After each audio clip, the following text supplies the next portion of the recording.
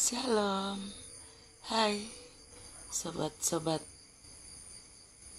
dimanapun kalian berada. Salam interaksi, halo. Semoga kabar kalian baik-baik saja ya, dimanapun kalian berada. Tetap semangat, semoga aktivitas hari ini dari pagi, siang hingga pada malam ini semuanya berjalan dengan baik dan lancar. Pastinya di setiap aktivitas itu ada dinamikanya. Ambil faedah manfaat daripada dinamika tersebut dengan tujuan akhir hal baik dan positif. Hidup ini perlu komitmen, hidup ini perlu dijalankan dengan landasan dan ketegasan dari hal kebenaran yang hakiki agar menjadi nilai poin plus bagi integritas kita. Nah, ini penting ketika segala sesuatunya tidak selaras dengan hal yang sebenarnya, pasti itu Tuhan dia akan tunjukkan hal sebenarnya itu seperti apa gitu. Maka berlakulah baik, tetap konsisten dengan, saya sambil makan ya guys, dengan hal-hal baik dan positif itu sendiri. Karena apa? Karena kita sedang berada di wilayah kehidupan, lingkungan kehidupan bersosial masyarakat gitu. Bersosial masyarakat, jadi segala hal yang kita lakukan kita harus jaga integritasnya agar poin nilai plus itu ditambahkan bagi kita karena nilai integritas tadi gitu. Tetapi jika integritasnya saja sudah tidak ada, maka jangan heran dan kaget ketika hal-hal yang terjadi pun menjadi hal yang tidak berbobot gitu.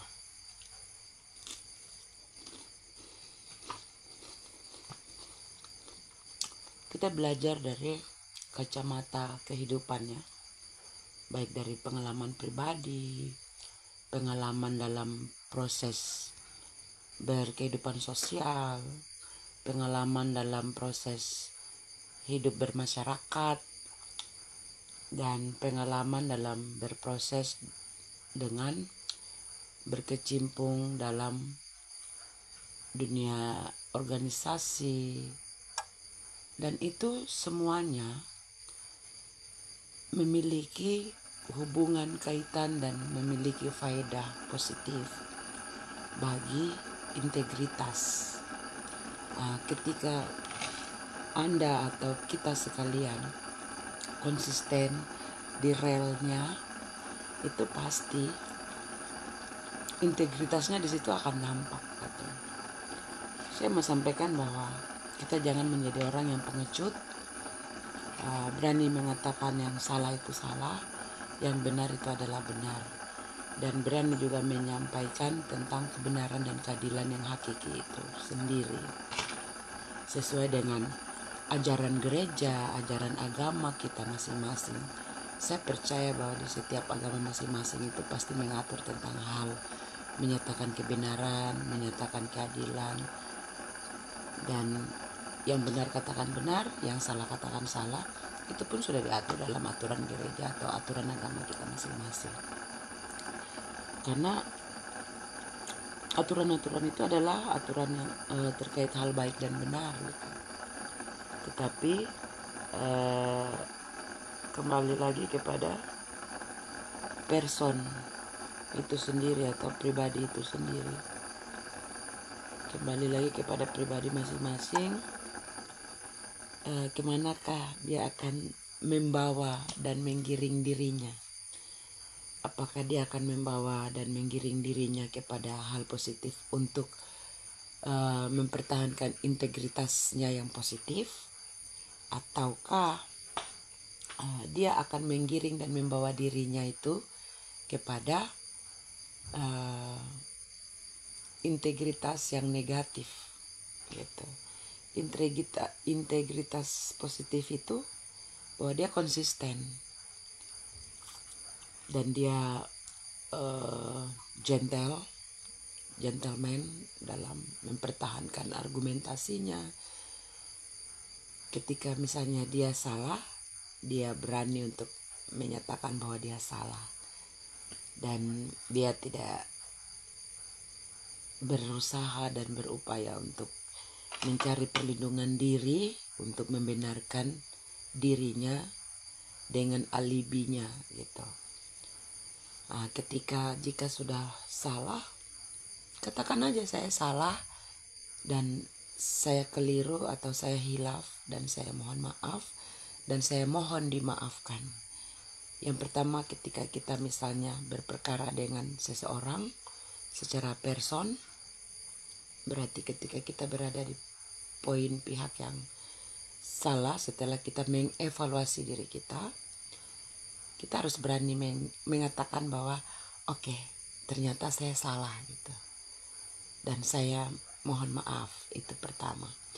Yang kedua, nyatakan permohonan maaf itu kepada publik ketika kita dikenal oleh publik atau kita menjadi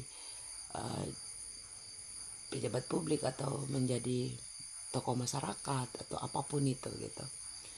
Itu sampaikan juga secara gentleman kepada publik bahwa saya memohon maaf kepada publik bahwa memang tindakan yang saya lakukan itu adalah salah dan saya mohon dimaafkan oleh publik dan saya bertobat gitu. Tapi kunci utama dari semua itu adalah pertobatan.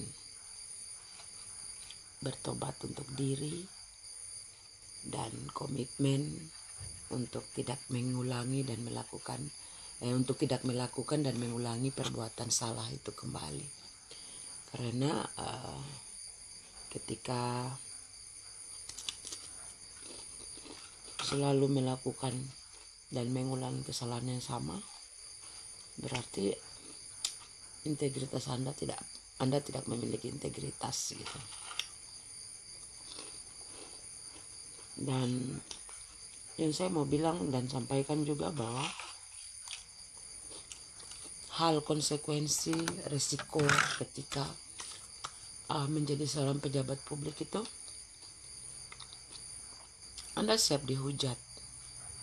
Dan ketika hujatan itu adalah memiliki makna positif dalam arti untuk memperbaiki hal yang salah itu, maka harus berjiwa besar dan mengevaluasi diri bahwa oke, ternyata hal tersebut yang saya lakukan adalah salah, dan ternyata juga bahwa saya adalah seorang public figure, saya adalah pejabat publik, dan detail itu publik akan selalu mengawasi setiap aktivitas saya. Maka dia akan menjaga dirinya dengan baik untuk menjaga integritasnya. Itu adalah pola dan ciri manusia yang bibit bobotnya mumpuni, lalu dia memiliki integritas untuk menjaga marwah dan roh jati dirinya itu. Karena ketika dia sudah memutuskan untuk dia go publik, dia menduduki sebuah jabatan di satu level, di satu lembaga atau di suatu wilayah, jangan pernah lupa bahwa itu adalah keputusan untuk kita go publik dan kita menjadi konsumsi publik gitu. Dan itu adalah bagian dari resiko dan konsekuensi. Maka hati-hati saja gitu. Sepandai-pandai tupai melompat pasti akan jatuh juga. Itu falsafah itu itu sangat berarti untuk menjadi fungsi kunci kontrol kehidupan bersosial, kehidupan kita dalam bersosial kemasyarakatan ketika kita menjadi seorang public figure gitu. Lalu yang berikut, jangan karena ada falsafah gara-gara hanya karena nira setitik rusak susu sabalanga. Ini juga penting gitu.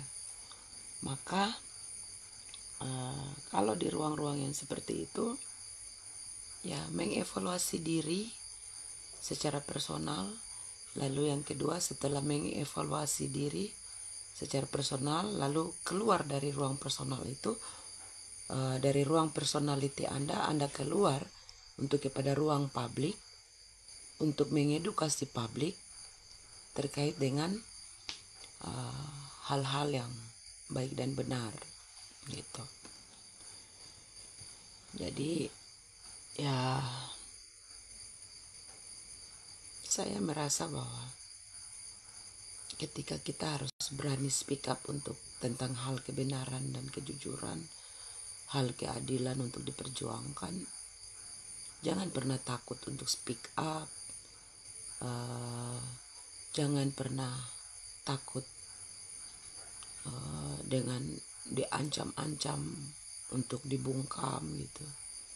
Saya pikir ketika terbukti ancaman untuk dibungkam, untuk tidak boleh membuka tabir kebenaran, seseorang yang melakukan pengancaman itu juga dapat dihukum dengan hukuman pidana gitu. Karena dia dapat dijerat dengan pasal menghalang-halangi dan melakukan intimidasi agar kebenaran itu tidak boleh terungkap gitu. Dan ini kan bagian juga dari salah satu proses pembiaran, manipulatif, pembohongan publik gitu. Sedangkan ketika kita menjadi sosok seorang pejabat publik, ya kehidupan hari-hari kita itu adalah menjadi konsumsi publik gitu. Maka ketika Anda tidak ingin dihakimi oleh publik, Anda tidak harus melakukan kesalahan hal-hal yang menjadi fatal agar Anda tidak dihakimi gitu. Penghakiman publik itu adalah sebagai fungsi kontrol gitu. Dan itu adalah bagian dari hak veto, fungsi kontrol daripada publik, daripada masyarakat. Karena mereka mempercayakan Anda untuk berada di situ, untuk menjadi contoh bagi mereka. Dan karena mereka percaya bahwa Anda dapat dan layak berada di situ gitu, maka tanggung jawab dan beban Anda itu adalah kepada publik, kepada masyarakat, karena Anda adalah seorang pejabat publik. Nah, ini penting edukasi ini untuk setiap kita supaya mengevaluasi diri tentang, saya selalu memiliki hal untuk mengevaluasi diri itu dengan 3S. 3S itu siapa saya, bagaimana saya, dan untuk apa saya. Itu selalu menjadi saya punya slogan motivator untuk memotivasi diri saya dan mengevaluasi dan mengedukasi diri saya, agar saya tetap tahu diri, saya tetap sadar bahwa ini menjadi kontrol bagi setiap aktivitas saya. Ketika saya sudah berkomitmen untuk menjadi pejuang hak dasar keadilan bagi setiap pemilik hak hidup, ya itu adalah bagian dari risiko dan konsekuensi. Kadang-kadang mengalami intimidasi, pengancaman, dan lain-lain. Tetapi kita jangan pernah takut ketika kita memiliki dalil-dalil, narasi argumentasi yang tepat dan mendasar, yang tentunya dengan rujukan bahwa dasar dan landasan utama ketika kita membela sesuatu atau menyuarakan kebenaran yang hakiki itu, hal kebenaran itu adalah benar gitu. dan dapat kita buktikan gitu. Ketika proses harus bergulir sampai dengan harus ada hal keadilan itu berpihak kepada yang seharusnya gitu. Nah, kita jangan pernah takut ya untuk speak up, untuk membuka fakta kebenaran itu. Dan lagi-lagi ini juga menjadi sebuah hal evaluasi bagi setiap diri kita masing-masing gitu. Intinya itu bahwa ketika misalnya kita menjadi pejabat publik dan kita memutuskan menjadi go publik, berarti Anda tidak boleh melarang, dan karena kehidupan hari-hari Anda sudah menjadi konsumsi publik karena Anda adalah milik publik gitu. Kalau Anda tidak ingin menjadi bulan-bulanan netizen atau bulan-bulanannya publik, ya maka Anda tinggal aja di rumah. Anda mundur dari ruang publik itu karena Anda tidak layak berada dalam ruang publik tersebut, apalagi menjadi seorang pejabat publik gitu. Tetapi kalau jika memang Anda memang siap go publik dan Anda siap menjadi pejabat publik, maka konsekuensinya Anda siap untuk dievaluasi oleh publik sebagai wasit gitu. Sebagai wasit yang mengamati, yang melihat segala tindak tanduk dari kinerja Anda. Seperti itu. Supaya jangan nampak terkesan bahwa Anda hanya makan gaji buta, uang dari hasil pajak yang dibayar oleh rakyat melalui rekening negara, terus Anda digaji dari situ, tetapi Anda tidak memiliki feedback untuk bagaimana mensejahterakan rakyat. Ini juga kan salah gitu. Ya, saya pikir untuk malam ini terkait dengan berinteraksi dengan teman-teman di sosial media pada kesempatan malam ini tuh, saya bersyukur bahwa Tuhan Yesus itu baik, dan saya berharap bahwa setiap kita tetap harus ucap syukur sama Tuhan bahwa Tuhan Yesus itu baik untuk setiap kita masing-masing. Tuhan akan selalu membantu dan menolong kita dengan caranya sendiri terkait tentang hal yang apa yang kita butuhkan dari Tuhan. Tuhan jauh lebih paham dan tahu. Maka berserah kepada Tuhan itu adalah satu-satunya jalan mendekatkan diri kepadanya. Apalagi ketika misalnya kita sesuai firman-Nya, Dia bilang, datanglah kepadaku hai kalian yang letih dan lesu, aku akan mengenyangkan, aku akan menguatkan agar kalian menjadi kuat kembali. Lalu datanglah kanak-kanak kepada Yesus, datanglah kepadaku. Dan Yesus bilang bahwa anak-anakku, datanglah kepadaku, mintalah padaku, maka aku akan memberikan apa yang kamu mohon dan kamu butuhkan gitu. Nah, ketika yang kita butuhkan adalah agar kebenaran dan keadilan itu harus benar-benar tegak, lurus, dan tidak berat kiri atau berat kanan, minta sama Tuhan. Nanti Tuhan bantu buka dan bantu jawab gitu. Intinya tetap komitmen saja dan yakin dengan hal kebenaran yang Anda yakini bahwa itu adalah benar dan dapat dipertahankan argumentasinya tentang hal kebenaran itu sendiri tanpa harus ditambah-tambahi bumbu-bumbu untuk direkayasa gitu.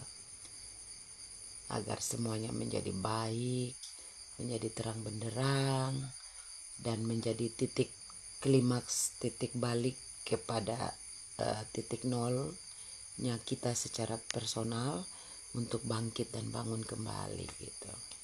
Saya pikir setiap kita itu mengalami hal-hal seperti itu.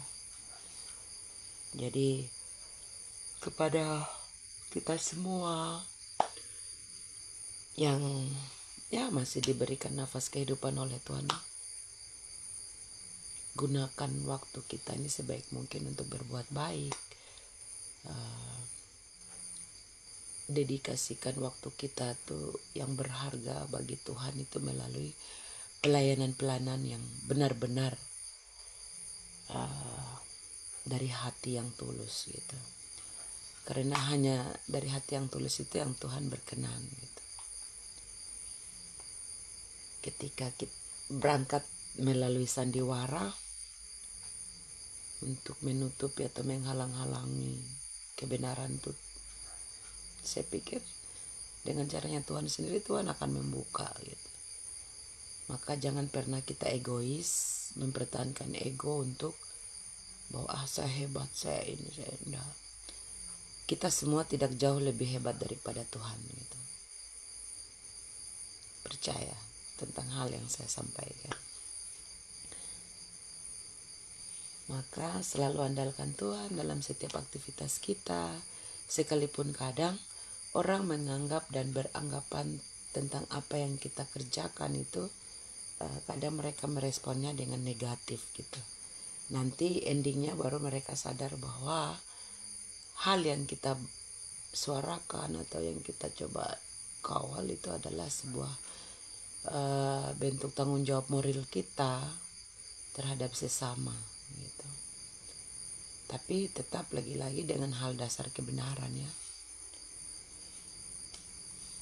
Ya, semoga itu saja dulu tentang perkara salam interaksi pada malam ini. Terima kasih yang sudah menonton. Tuhan Yesus memberkati kita semua. Sampai jumpa di topik lain selanjutnya. Shalom.